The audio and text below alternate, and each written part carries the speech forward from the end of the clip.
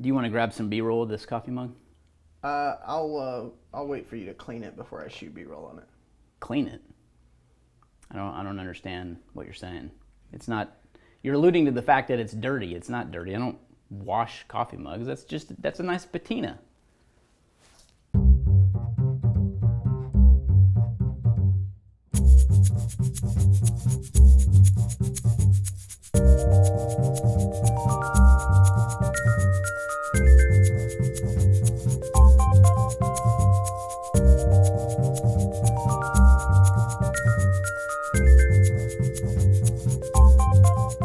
Welcome to Questions Over Coffee.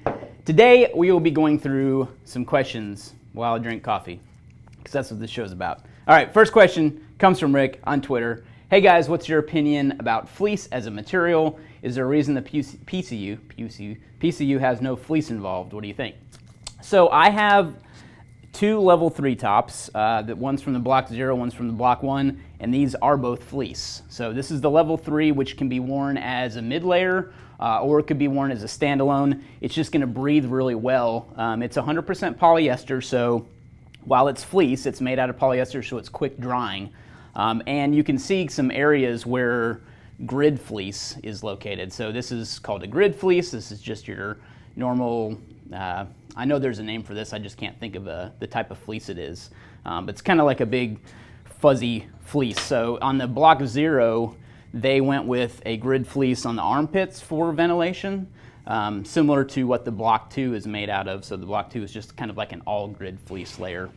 But level 3 is like a half zip on the block 0, and on the block 1 they went with a full zip on it. So they made some modifications between the two versions, a lot of years apart between these two iterations, but these are primarily made by military contractors. So you've got, I think this is made, I can't remember, it's like Serki, S-E-R-K-I or something like that. For this one, they've got the little pirate logo for their manufacturing, and then Haley's, H-A-L-Y-S, is the manufacturer of the newer level 3. And then there's now a block 2, right? 0, 1, 2, yeah. There's now a block 2 that's come out, so I'm not sure what's going to happen with that as far as what the, they've kind of gone to a level 3 like A and B, so they've got more of like a, let's see, so Arc'teryx makes a kind of a puffy layer, so that's like the B layer now. So I'll link to the article where we talk about it. We kind of did an extensive write-up on all the PCU layers and what they do and how to use them, and how to layer them as well. So I'll make sure I link to that. But just so you know, it is fleece, and it is quick drying. That's why they use it. So insulative, breathes well. The problem though is that it breathes a little too well if you're out in a windy environment. So hope that answers your question. Okay, next question comes from Eric. This is a two-parter. Rob, give me this. Okay, so it's a testimonial, but it also kind of leads to a question as well, and into the next question too. So this is from Eric, and he says, my family and I were RV camping with some friends. At some point, after putting the kids to bed in a camper, it appeared the youngest tried to get out unsuccessfully, but did manage to throw the deadbolt, locking her sister, and the key to the camper inside. Yikes. I went out to our car to get my picks, but for the first time in 4 to 5 years, I went on a trip and left them at home. We weren't going to be in an urban environment, and we were in a rush to leave, so they were left. After trying multiple ways to gain entry and on the verge of calling a locksmith and considering to use a knife to pry the door open, someone else found a set of Allen keys. Using my Swiss Army knives, money clips fingernail file, half deployed at a 90-degree angle as a tension wrench, and the smallest Allen key as a pick, I was successfully able to defeat the lock in a matter of seconds and was able to get to my kids. Luckily, they were both still asleep and none the wiser. Due to my job, lockpicking was a skill I wanted to craft, and using articles and videos on ITS as a starter guide, I was able to reach a moderate skill level, which I've used multiple times, but this was the first time it really counted. So that's a good real-life story of how lockpicking can help you in situations like that. It obviously avoided a problem that could have happened with the kids if they would have woke up. No parent likes to be without their kids and not be able to do anything. So this kind of empowers you to be able to do something in those situations and to not have to spend the money on a locksmith. Even though there was a solution he could have used, Depending on where they were, that could have been a 2-3 hour solution to even arrive where they were at. So, lockpicking as a skill gives you that versatility. So it isn't really a question, more of a kind of interlude into the next question, which is talking about EDC. So I wanted to kind of address the picks that I carry on a regular basis, and having something that's small enough to fit in your wallet will give you a solution for something like this if that ever occurs. Hopefully you wouldn't be without your wallet. I mean, obviously he had a key to the camper and just accidentally left it inside too. Didn't think anything of it. But my wallet is something that hardly ever leaves my pocket. I mean, there's very few times that I'm ever without my wallet. So the next question, which I'll kind of go right into, comes from James over email. He says, I know EDC is a topic that you've touched on in depth in the past, but I wanted to get your opinion on how you scale your EDC. Is there a bare minimum that you will always have with you no matter what? How do you approach which level of EDC you'll be taking somewhere? So this is probably a good example of what I have on right now. I walked from the office over to here, and I'm going to talk about the pros and cons of what I kind of have on me right now. So just to start off, I typically wear one of these memorial bracelets on my finger. I've typically always got a wedding ring on. I've got a watch of some kind usually. Usually I've got a pair of Gator sunglasses with me as well.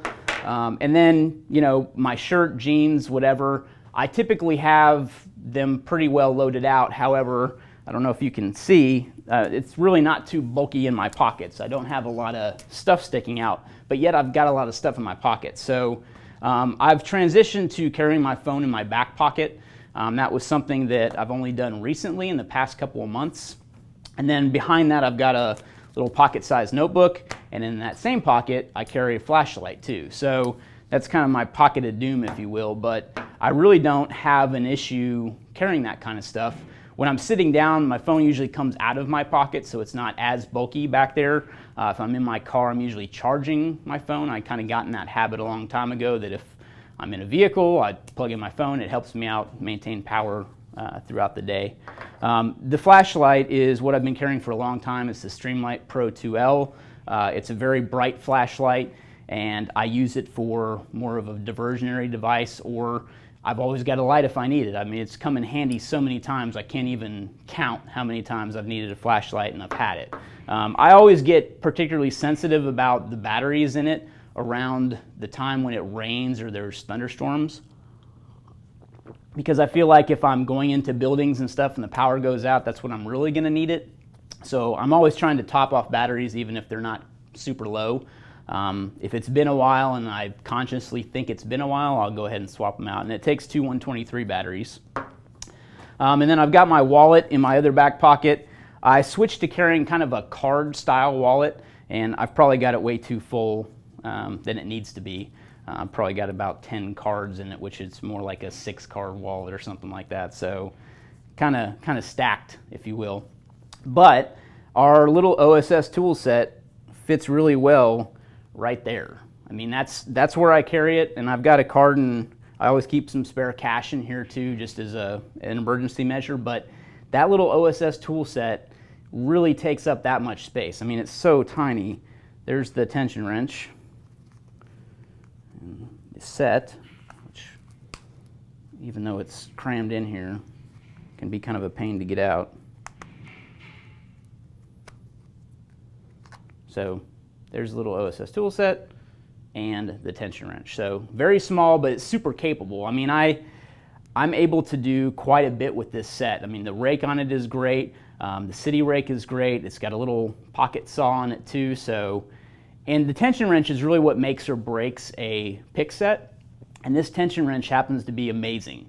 So, I say that about a lot of things, but this really is a great tension wrench. The size, the diameter of the actual bar that fits into the lock to provide tension is amazing. So this little pick set, I mean, God, it probably weighs 0.2 ounces or something. It's super tiny, super lightweight, and you can see I just had it in my wallet right there, and it was super easy to get to as well. So I also carry on an old medical card. I carry a pair of our Bogota flats as well. So I'm probably going to get rid of these in my wallet. I mean, 2 is 1, 1 is none, so I'm kind of glad I have at least a backup set. But I just use regular Scotch tape on the back. I used to use Gorilla Tape, and it started to get all sticky and kind of leave residue on other cards in my wallet. So what I do is actually just use plain Scotch tape, and I make little tabs, if you can see that. So it's very easy to just peel it up. I can get to them really quick, which in the past with that Gorilla Tape, I've had to mess with them, and it takes too long, in my opinion, to get to the picks. So that's what I carry in terms of a wallet and that kind of stuff. And then I've also got usually my AirPods. I started carrying those a lot lately. I like that I always have headphones with me, and there's no cord, which I really like a lot. So I don't talk on the phone with them like a Bluetooth headset or anything like that. I just use them to listen to music, which is great. Even if I'm running errands or something, I'll pop them in, and I usually just have one in because I still like to hear kind of what's going on ambient-wise, just to be alert. And then I started carrying a different pen lately. I'll talk about that.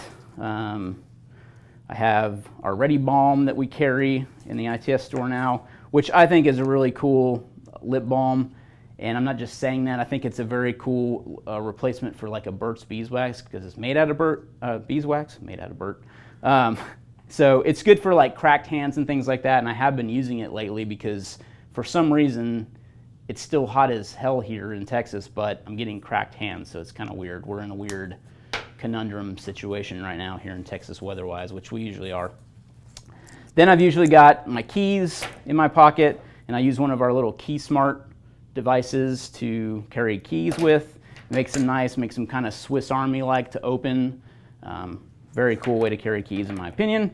Then I carry, right now I've got a little screw pop tool. This is a pretty lightweight tool, and with the new version, they've added a little magnet in here. So you can see it kind of holds the blade. It's a utility knife. And I've long advocated something like this over using your knife as, to open boxes. So we've talked about the defensive weapon kind of thing. And right now I'm carrying a little Benchmade knife. Do you remember the name of this? Bone Frog. No, it's the company that did the engraving. Anyway, 535? I don't know. That's not the steel, is it? I mean, it's S30V is the steel. Anyhow, I really like the knife. It's very compact. It's lightweight. It's super small, low profile. It fits in the pocket well, and I like that it's kind of a deep carry clip, so that fits really well down into my pocket. I don't know if you can see that, but it hides really well. I like that a lot. Then I've also usually got some kind of change in my pocket. I happen to have 4 quarters. And then I've usually got my cash sometimes, if I'm carrying cash, in some type of little money clip like this. I like these little rubber band things. I feel it's a good alternative to some of the things that's out there. I've also used a Rigger's rubber band too. Sometimes that can be too tight on money though, and you wind up getting a sandwich going. But the pen that I'm carrying now lately is a Tornado from a company called Retro 51. So they make a pen. I think they contract with Schmidt to make the inserts, which I'm all about the writing style. I mean, the pen has to write well for me to even carry it. So that's kind of like my primary goal with a pen. And they use a Schmidt that's kind of rebranded with Retro 1951, which is the company name. So it's a very nice writing cartridge, and I very much like it. The pen, I've only been carrying a short time, but my feedback so far is that I had an issue where lint got into the opening at the bottom where the ink comes out, and it's got a really nice twist mechanism, so I like that I can just take it out of my pocket, twist it, and I'm writing, which is nice. So there's no cap to worry about.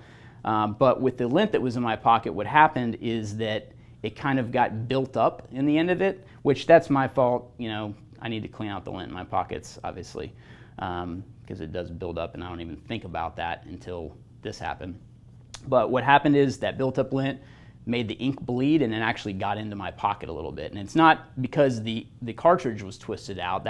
It's a very strong twist, so that's not going to happen with this pen. So now I started carrying it tip up just to defer any of that from happening. And I think that's probably a better way to carry it anyway.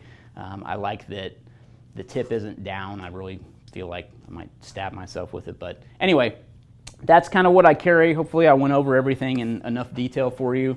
That's really my essential minimum carry, I guess you could say. So I have changed a few things up since you've probably seen my EDC last. And again, if I have the ability to augment this, which I typically do, sometimes I'll wear an ankle thing to hold a pack of quick clot combat gauze and a tourniquet. I've done that before, and then I've also just carried one of our EDC kits too in a pocket. So sometimes I'll switch to like a front pocket wallet that's thinner, and if I just take a couple of cards with me, then I have a back pocket back here for our EDC kit. So I'll make sure I link to a lot of this stuff in the episode intel or the description of the YouTube video, and hopefully that gives you a little insight into lockpicking as a skill. We'll link to some of the stuff that the gentleman here talked about. I forget the name.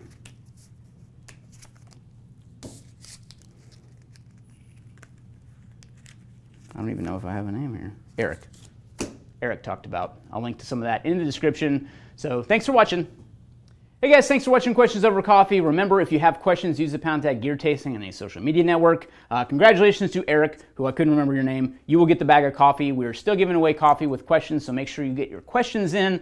One thing I neglected to mention in my little EDC carryout was the fact that I conceal carry appendix too. I didn't really want to bust that out on screen because I didn't want to have to clear the gun and things like that. So that is something that's a consideration too. I usually have a pretty substantial leather belt on. I have gone back to a leather belt versus I think I was using that Maxpedition Liger belt for a long time.